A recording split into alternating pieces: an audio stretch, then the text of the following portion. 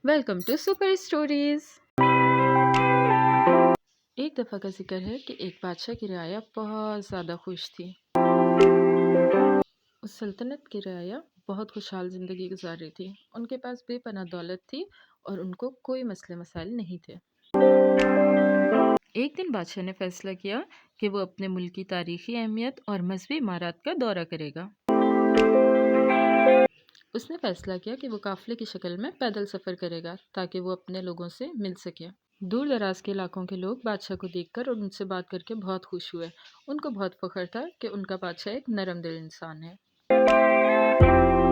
کئی ہفتے سفر میں گزارنے کے بعد بالآخر بادشاہ اپنے محل واپس لوٹ آیا۔ بادشاہ بہت خوش تھا کہ اس نے اپنے بہت سی مذہبی عمارات کا دورہ کیا اور اپنے لوگوں کو ایک خوشحال زندگی گزارتے ہوئے دیکھا، لیکن پھر بھی اس کو ایک بات کا پچھتاوا تھا۔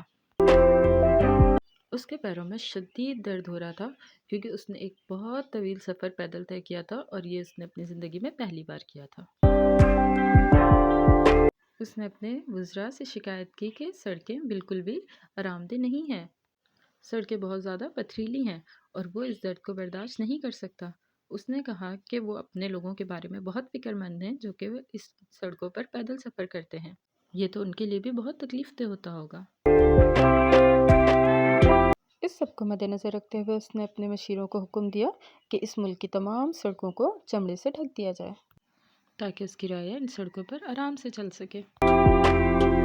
اس بادشاہ کے وزراء یہ سن کر بہت زیادہ پریشان ہو گئے کیونکہ اس حکم کو پورا کرنے کے لیے ہزاروں کی تعداد میں گائے کی قربانی کرنی پڑتی تاکہ مطلوبہ مقدار کا چمڑا حاصل کیا جا سکے اور اس میں خزانے کا بہت بڑا حصہ استعمال ہوتا۔